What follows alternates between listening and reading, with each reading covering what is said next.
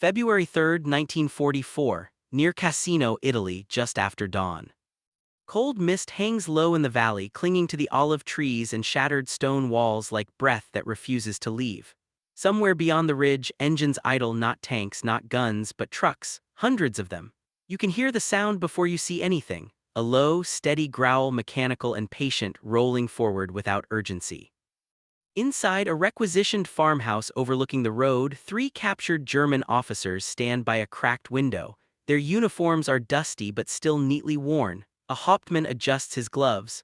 A major leans on a cane taken from an Italian civilian house. They are prisoners now, but not frightened ones. They are amused. One of them laughs quietly, shaking his head as another long column of olive-drab vehicles crawls into view. Amerikaner, he mutters, always trucks. You can almost feel the contempt in the room. For months, German officers across Italy and North Africa had been saying the same thing. The Americans, they believed, were soft, mechanized to the point of fragility, dependent on fuel, spare parts and roads that could be cut with a few well-placed bombs. They carried too much, ate too well, planned too slowly, fought like engineers instead of soldiers. And now here they were, captured, watching proof of everything they thought they already knew. Truck after truck after truck. GMC CCKWs with canvas tops snapping in the wind, fuel tankers stained with dust, jeeps bouncing like insects along the shoulder, trailers stacked with crates stenciled in English, drivers chewing gum, MPs waving traffic through with bored efficiency. The Germans exchange glances, one smiles thinly. This, one of them says in clipped German, is why they will lose. Because to a German officer trained in Bewegungskrieg, war of movement, this looks like excess, vulnerability, a parade begging to be cut apart. The Wehrmacht had been raised on scarcity, on discipline, on making do. Fuel was rationed to the leader, ammunition counted by the crate, repairs done with wire and prayer. German logistics officers learned early that war was a constant argument with shortages. You fought not just the enemy but your own supply tables. And here were the Americans, drowning in abundance.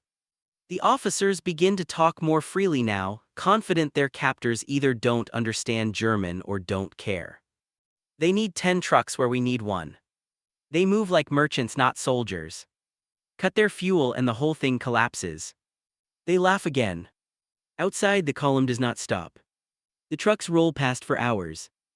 Midday sun burns off the fog, dust thickens, the sound never fully fades, engines cycle, gears grind, tires hiss over crushed stone. Somewhere farther down the road, another column merges in, and another beyond that. A German lieutenant, younger, quieter, stops laughing first. He leans closer to the glass. Because he notices something the others miss.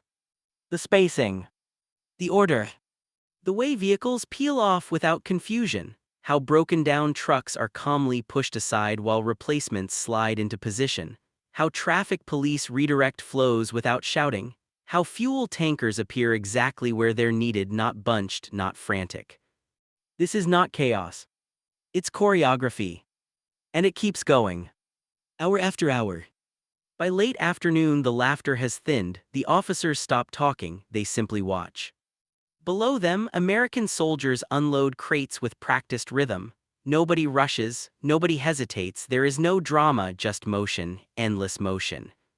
A German captain mutters something under his breath. This is not an army, he says finally, this is a factory moving. That sentence hangs in the air longer than any joke. Because deep down they all feel it now, the unease creeping in behind their confidence.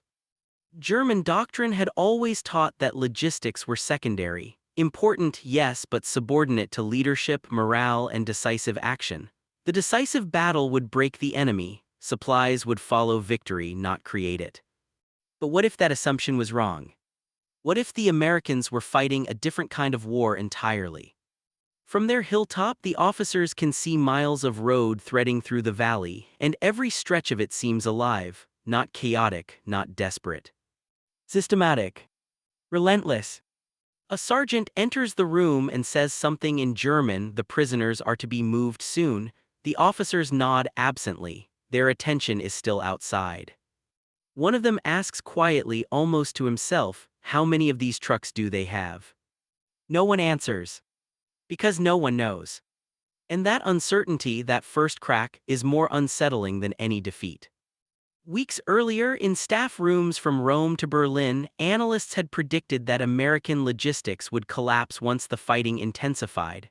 Fuel shortages, maintenance failures, bottlenecks, overextended supply lines across oceans and mountains. Instead, what these officers are watching looks effortless. As if the war itself is being fed by an invisible hand. As if somewhere far beyond Italy, beyond the Atlantic, something enormous is turning, grinding, producing, shipping, replacing without pause. They do not yet have the words for it. But the realization is beginning to form. They are not facing an army that can be beaten by clever maneuver or temporary shortages. They are facing a system. And systems do not panic. They do not get tired. They do not run out of men the way armies do. Outside, another column crests the road. Then another. Then another. The camera lingers on the German officers' faces, no longer amused, no longer mocking, just quiet, measuring, uneasy. Because for the first time since their capture, a different thought intrudes, unspoken but heavy. What if this never stops? And if it does? What chance did Germany ever really have? The road noise fades as the prisoners are marched away, but the idea stays with them. It follows them into interrogation rooms, into holding camps, into late-night conversations whispered over weak coffee. The image of those trucks, endless, orderly, indifferent, begins to erode something deeper than confidence. It chips away at doctrine. Because for decades, German military thinking had rested on one unshakable belief: logistics break before armies do. That belief had worked before. In 1940, France collapsed not because it lacked courage, but because its system fractured. Rail schedules failed, units waited for supplies that never came, command chains tangled. In 1941, the Red Army reeled under similar chaos. Fuel dumps burned, ammunition ran dry, entire formations froze in place helpless. German officers had learned the lesson well: strike fast, disrupt supply, and the enemy collapses from within. So when the Americans entered the war, wealthy, loud, inexperienced German planners assumed the same rule would apply, maybe even more so. They saw a society obsessed with comfort: refrigerators, automobiles, advertising, choice, excess. How could such a people sustain modern war? Inside OKH and OKW briefing rooms, staff officers spoke confidently. American industry, they said, was impressive on paper but inefficient in war. Too many civilian managers, too much decentralization, too much waste. Their logistics would be bloated, fragile, slow to adapt. And above all, dependent on fuel. Cut the fuel, the thinking went, and the whole machine would seize. That belief filtered down through the ranks. By 1943, it had hardened into doctrine-level contempt. German officers in Italy and France repeated the same phrases almost word for word. They need too much gasoline. They cannot fight without roads. They will drown in their own supply columns. Which is why what they were now witnessing felt so wrong. Because the trucks did not look fragile. They looked deliberate. The captured officers begin to notice patterns. At first, it's small things. A convoy halts not in confusion but in layers, front elements pulling off, rear units closing gaps. MPs redirect traffic with hand signals that seem rehearsed down to the second. Vehicles with mechanical trouble are already being serviced before the engine cools.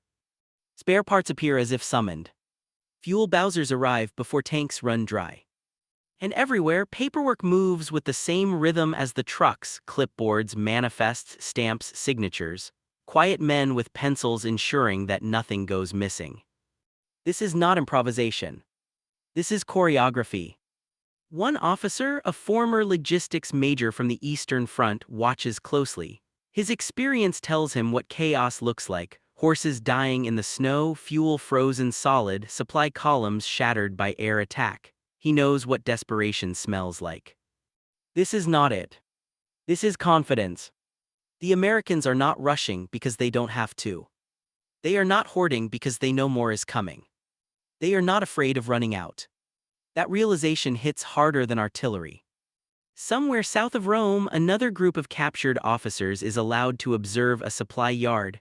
Rows of crates stretch farther than the eye can follow, each stenciled with codes, each tracked, each replaceable. A German colonel bends down and reads one marking carefully. Spare parts Sherman M4. Not tanks, spare parts. He straightened slowly. On the Eastern Front, a broken tank often meant a dead tank. Cannibalized, abandoned, destroyed by its own crew, repairs depended on miracles. Here broken vehicles are expected. Planned for. Absorbed. Nearby, American mechanics work calmly, sleeves rolled up, cigarettes hanging loose, tools moving with practiced speed. No shouting, no panic, no sense of urgency. One of the German prisoners finally asks an interpreter a question he has been holding back. How many trucks like these do you have? The interpreter shrugs, thousands. The word lands like a blow.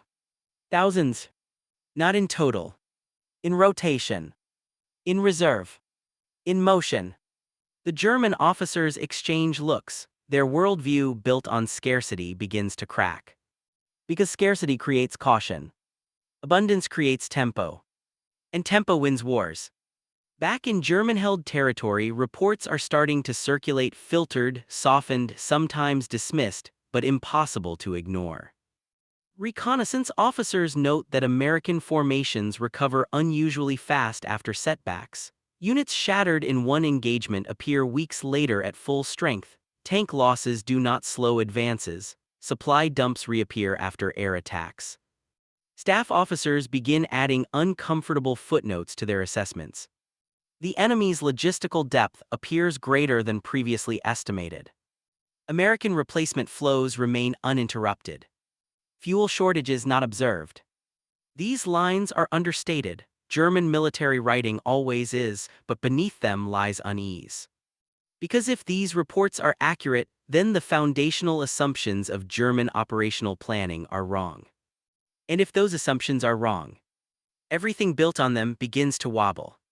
The captured officers in Italy start to talk less. The jokes fade. In their place come quieter conversations, speculative, uneasy. One officer recalls pre-war lectures at the Kriegsakademie. He remembers instructors insisting that industrial capacity mattered less than will, that superior doctrine would overcome material disadvantage. He wonders now if that was wishful thinking. Another officer, older, more reflective, admits something he never would have said aloud in 1941. We prepared to defeat armies, he says quietly, not factories. That sentence lands heavy. Because what they are seeing outside the wire is not an army in the traditional sense. It is a moving extension of a continental economy. Steel becomes trucks. Trucks become movement. Movement becomes pressure. Pressure becomes inevitability. And somewhere far away, beyond the Atlantic, more steel is already being poured. Night falls, the columns continue under blackout lights, dim slits glowing like fireflies along the road. The sound changes but never stops. Engines idle. Engines start. Engines move. The rhythm is hypnotic. One of the officers lies awake in his bunk, staring at the ceiling. The laughter from earlier feels embarrassing now, juvenile. He realizes something that chills him more than captivity ever could. Even if Germany wins tomorrow's battle, this machine will still be running the next day. And the next. And the next. Wars, he understands now, are not only decided by bravery or brilliance. They are decided by what a nation can replace. Outside, another convoy passes.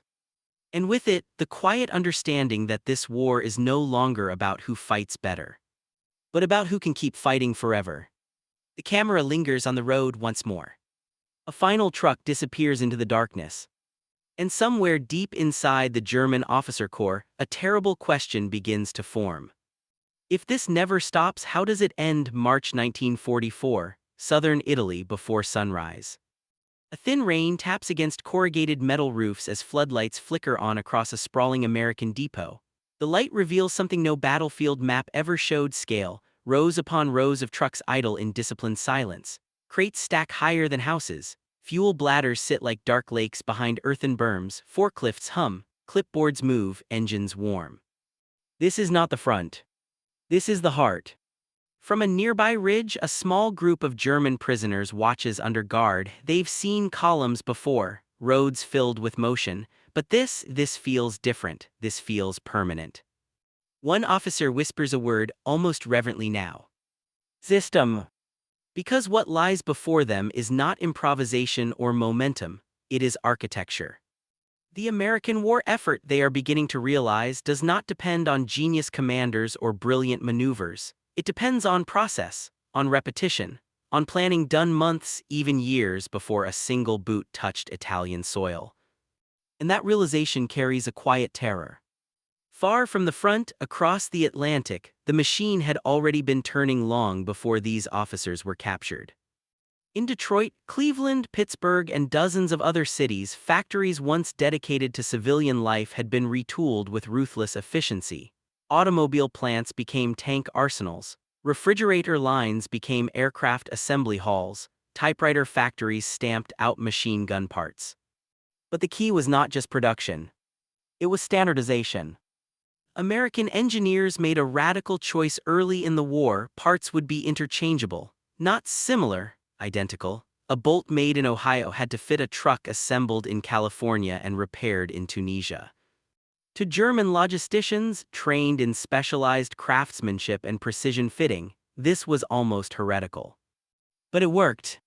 It meant any broken vehicle could be resurrected with parts from anywhere. It meant repairs could happen forward fast without waiting for specialized workshops. It meant breakdowns were inconveniences, not death sentences. And the German officers watching those depots begin to sense the implication. They are not facing supply lines. They are facing a circulatory system. One captured Oberst, formerly responsible for transport coordination on the Eastern Front, studies a chalkboard covered in numbers. Tonnage moved per day, fuel consumption charts, delivery schedules. The figures make his stomach tighten. Because he recognizes the math. He had done similar calculations in Russia, desperately under fire, with shortages piling up faster than reports could be written. But these numbers, these are generous. They assume loss. They include waste. They plan for failure. And still they exceed anything he ever had. He whispers something to another officer nearby. They have planned to lose trucks, he says, and it does not matter. That realization stings more than defeat. German logistics had always been built on efficiency because efficiency was necessary. There was never enough fuel, never enough rubber, never enough trucks. Every loss mattered. The Americans had inverted the equation. They could afford inefficiency because their base was vast. And that made them dangerous. The camera shifts not to Italy but to the Atlantic. Convoys stretch beyond the horizon, slow-moving but relentless. Liberty ships plow through gray seas, their hulls plain, almost ugly. They are not elegant warships, they are tools. Each one carries the equivalent of an army's lifeblood. Fuel, food, ammunition. Vehicles packed so tightly that cranes groan as they unload them. German U-boat commanders had once mocked these ships as floating coffins, easy prey, too slow, too predictable. At first they were right. But now escorts bristle around them, radar sweeps, sonar pings, aircraft patrol overhead, losses drop, convoys grow thicker. And even when ships are sunk, more take their place. Always more. The flow is not slow. Back in Italy, American supply officers conduct briefings with a tone closer to accounting than warfare. They speak in calm voices about tonnage targets, delivery windows, redundancy planning. One officer flips through a folder. If this depot is hit, traffic reroutes here, he says, tapping a map. If that fails, secondary routes are already active. No drama. No heroics. Just contingencies layered on contingencies. A German prisoner listening through an interpreter feels something close to dread. This is not the kind of enemy his training prepared him for. This is not a duel. It is an equation. And Germany is on the wrong side of it. The Americans call it the Red Ball Express, a vast, non-stop trucking operation designed to keep frontline units supplied as they push forward. Thousands of drivers, thousands of vehicles, routes marked by signs and discipline, speed limits, maintenance cycles. It runs day and night. Rain or dust. Air attack or blackout. When a bridge goes down, engineers replace it. When roads clog, traffic controllers reroute. When vehicles break, mechanics swap parts. Every problem has a procedure. Every procedure has a backup. From a hill overlooking one of these routes, a German officer watches headlights snake through the darkness like a river of fire. And suddenly, he understands something that no intelligence summary had ever conveyed. This war will not be decided by brilliance at the front. It will be decided by endurance behind it. The realization hits with quiet force. Germany is fighting battles. America is running a process. And processes once built do not get tired. Late that night, the officer writes in a small notebook he has managed to keep hidden. The entry is brief, controlled, almost clinical. But the words betray him. They are not improvising, they are executing a design. One cannot disrupt this with courage alone. He closes the book. Outside, engines continue their low, steady chorus. Somewhere beyond the hills, another convoy forms. And for the first time since the war began, the question is no longer how to defeat the enemy in front of them, but how to stop what lies behind him. Because if this machine keeps turning, then no battlefield victory will ever be enough. The camera pulls back slowly, the road glowing faintly in the dark, stretching farther than the eye can follow. And the question hangs unanswered. What happens when an army stops being the center of war and becomes only its smallest part? April 1944, near the Leary Valley, early evening. The air smells of dust and petrol, warm metal and crushed grass. The fighting has eased for the moment, not because the war has slowed, but because the machine has paused to breathe. Along a secondary road, American trucks idle nose to tail, their engines ticking softly as heat bleeds away. A group of German prisoners stands under guard nearby. They have been moved again. Each relocation brings them closer to the front, closer to the source of what unsettles them. Tonight, something different happens. A staff officer, a colonel, older, sharper-eyed than the others, is allowed to observe a logistics briefing. Not officially, not formally, just nearby, close enough to hear. A young American major stands over a folding table, maps pinned flat with stones. He speaks calmly, efficiently. Tomorrow morning, 3rd Division pushes here. They'll need fuel at these points by 0800, ammo replenishment by noon, rations by nightfall. Someone asks, what if the roads cut again? The major doesn't look up. Then route blue takes over. If blue fails, green. If green fails, air drop until engineers reopen. No hesitation. No argument. No drama. Just options. The German colonel feels a tightening in his chest. Because he recognizes what this is. Redundancy. Layers. A system designed not to avoid failure, but to absorb it. In the German army, planning had always been linear. A plan A, sometimes a plan B, rarely more. When those failed, improvisation and courage were expected to carry the day. Here, improvisation has been replaced by anticipation. Failure is assumed and neutralized in advance. The colonel thinks back to the Eastern Front, to convoys halted by a single destroyed bridge, to divisions frozen because fuel never came, to radios crackling with excuses and despair. He realizes now that American planners had asked a different question from the beginning. Not what if something goes wrong, but how many things will go wrong and how do we keep moving anyway? As dusk settles, the convoy begins to roll again. The prisoners are allowed to stand near the roadside under guard. The sound builds slowly, a layered thunder. Trucks advance in disciplined spacing, headlights hooded, drivers alert but unhurried. And then something unexpected happens. One truck breaks down. Steam hisses, the engine coughs and dies. In the German experience, this would mean delay, confusion, a bottleneck shouting. Instead, 2 vehicles immediately pull off. A maintenance crew appears as if summoned, tools are already in hand. Another truck slides forward to take the disabled vehicle's place. The column does not stop. Not even for a minute. The broken truck is pushed aside, worked on, forgotten. The German colonel exhales slowly. This is it, he thinks. This is the moment. The illusion finally breaks. Because what he is watching is not transport. It is resilience made mechanical. Later that night, back in their quarters, the prisoners talk quietly. The tone is no longer mocking, it is analytical, almost somber. One officer admits something he has not said aloud before.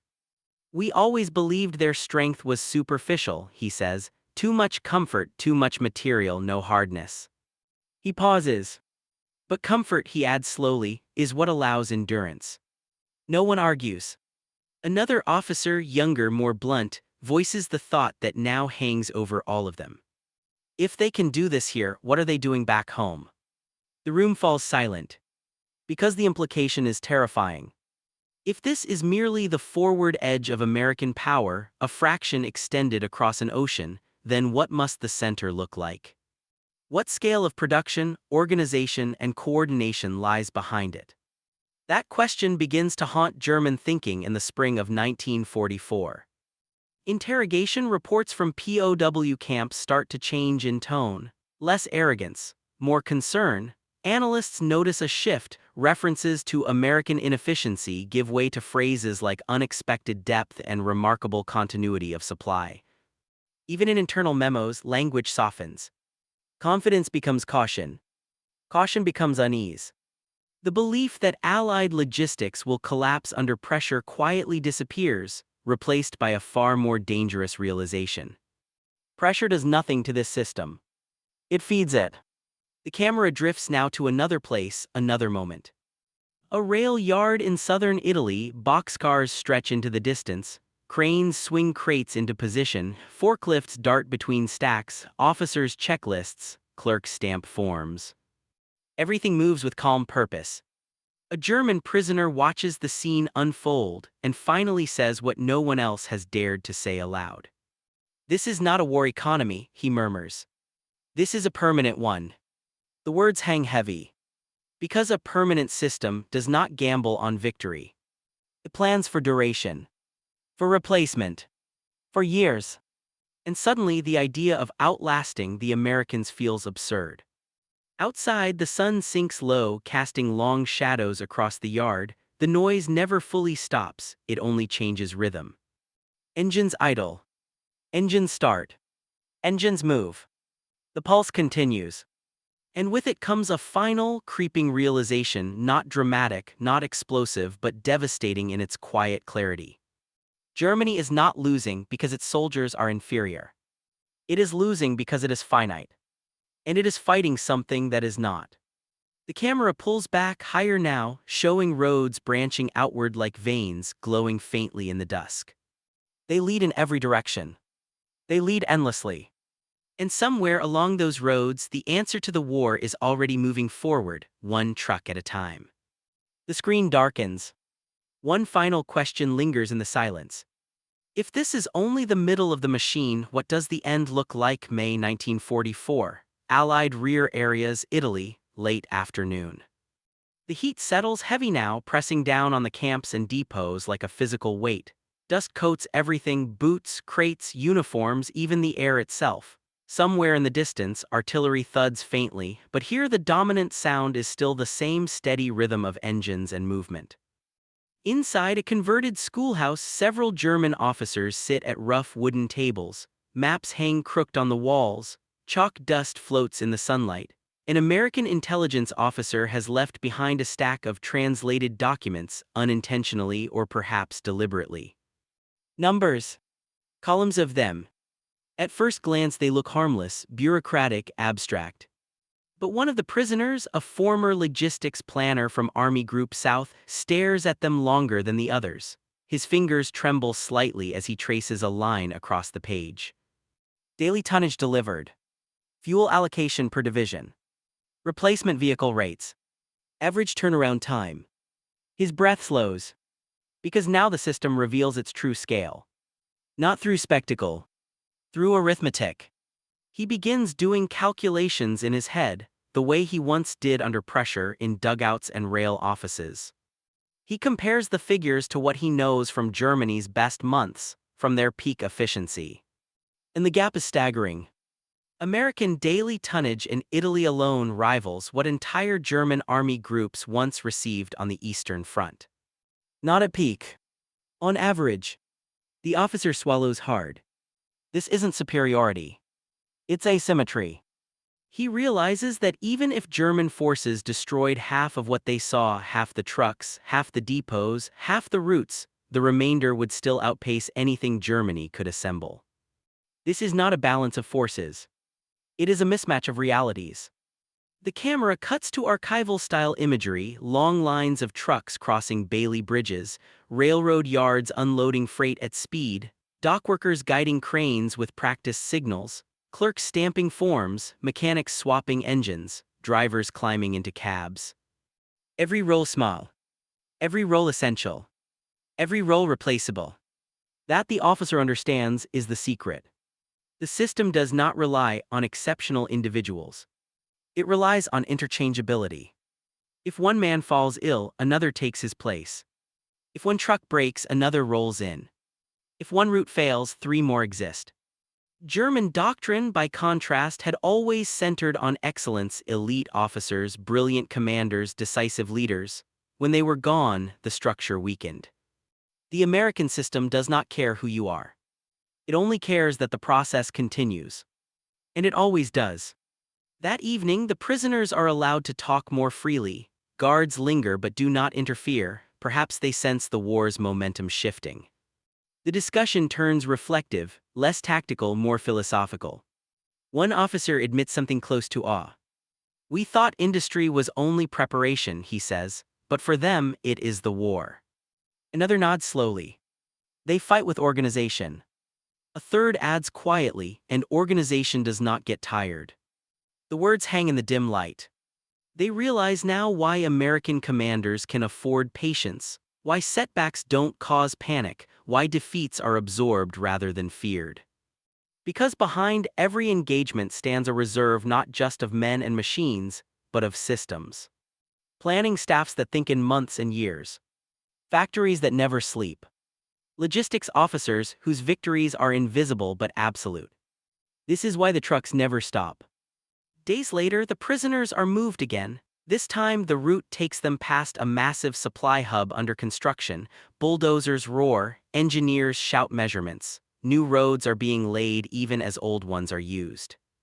The German officers watch in silence. One finally shakes his head. "We would have bombed this," he says. A guard shrugs. "They tried." The implication is brutal. Bombing delays. It does not destroy. Because repair is already part of the plan. The Germans had always believed that destruction was decisive. The Americans have made recovery decisive instead. A memory surfaces in the mind of one prisoner, a lecture from years ago before the war delivered in a polished hall in Berlin. The instructor had spoken proudly about operational art, about maneuver warfare, about striking the enemy's weak points. At the time, it all made perfect sense. But now, watching cranes swing and trucks roll and supply lines regenerate almost instantly, he realizes the flaw. There is no weak point when everything is redundant. No single artery to sever. No throat to cut. Only circulation. And circulation, once established at this scale, becomes almost immortal. As night falls, floodlights click on across the depot. The scene becomes almost surreal: white light, moving shadows, machinery humming like a living organism. The trucks do not stop. They never seem to stop. And in that relentless continuity, the final illusion dies. Germany is not losing because of mistakes. Not because of bad luck. Not even because of enemies more courageous. Germany is losing because it cannot match a civilization that has turned production into power and power into motion. The realization settles slowly, painfully. This war will not be decided by who fights better tomorrow. It will be decided by who can keep fighting next year. And the year after that. And the year after that. The camera pulls upward, rising above the depot, above the roads, above the glowing web of movement stretching into the dark.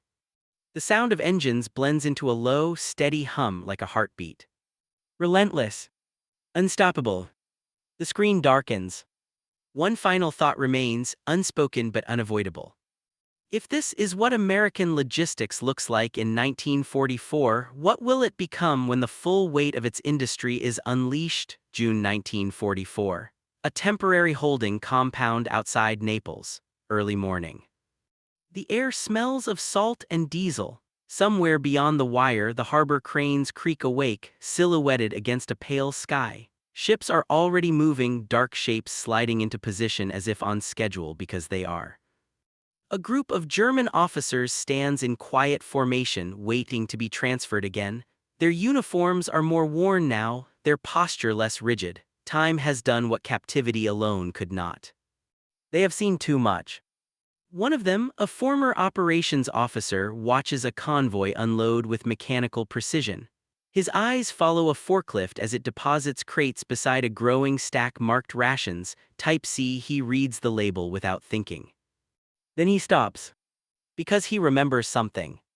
Years earlier, in a lecture hall in Berlin, a senior instructor once dismissed American military potential with a laugh. They think in quantities, the man had said. We think in quality. At the time, the room had nodded in agreement. Now, watching crates multiply faster than men can count them, the officer finally understands the mistake hidden in that sentence. Quantity is quality when it never stops. The realization does not come as panic. It comes as clarity. A cold, heavy clarity that settles into the chest and refuses to leave. The Americans are not fighting to win a campaign. They are fighting to sustain one. And sustain the next. And the next after that. Every decision, from standardized truck parts to interchangeable engines, from depot layouts to traffic control, points toward the same philosophy. War as continuity. War as process. War as production. The German army, by contrast, has always treated war as a test of will, a series of decisive moments, a contest of nerve and brilliance. But brilliance burns fast. Processes endure. A nearby American officer laughs with a driver over a cup of coffee. The sound carries easily in the morning air, there is no tension in it, no sense of crisis. That, more than anything, unsettles the prisoners. This is what confidence looks like when it is earned. Not shouted. Not declared. Simply lived. The officer who once scoffed at American softness feels a flicker of shame. He thinks back to the early days of the war, the jokes, the certainty, the easy contempt. He understands now that he had mistaken austerity for strength. He had confused hardship with superiority. And he had misunderstood abundance as weakness. As the days pass, the prisoners begin to hear rumors. Not propaganda, logistics. Numbers circulate quietly among them. How many Liberty ships were launched last month? How many trucks were produced in a single week? How many replacement units are already staged for future operations? Each figure lands like a small blow. The realization spreads, this is not a surge. It is a baseline. The war has become an industrial rhythm, and America has mastered its tempo. Even defeat on the battlefield would not break this. Because defeat here does not halt the machine, it merely reroutes it. One evening, as the sun dips low and the harbor turns gold, an older colonel speaks softly to no one in particular. We trained for battles, he says. We did not train for factories. The sentence hangs in the air. Because it contains everything. Germany prepared to outthink, outmaneuver, outfight. But not to outproduce. And production, once mobilized on this scale, does not argue. It does not improvise. It simply continues. The camera drifts away from the camp and out over the harbor. Ships glide in. Ships glide out. Cranes swing. Trucks roll. Rail lines hum. Everything moves in quiet coordination. No speeches. No flags waving. Just motion. And in that motion lies the ending of the war, long before the final battles are fought. Not in a single defeat. Not in a single surrender. But in the slow, unstoppable accumulation of capability. The kind that turns time itself into a weapon. The German officers will carry this understanding with them long after captivity, long after the war ends. Some will write about it. Some will never speak of it. But all of them will remember the moment the laughter stopped. The moment the trucks did not. The moment they realized they were no longer fighting an army, but a system that could not be exhausted. The screen fades to black. A final line appears, quiet and unadorned. End.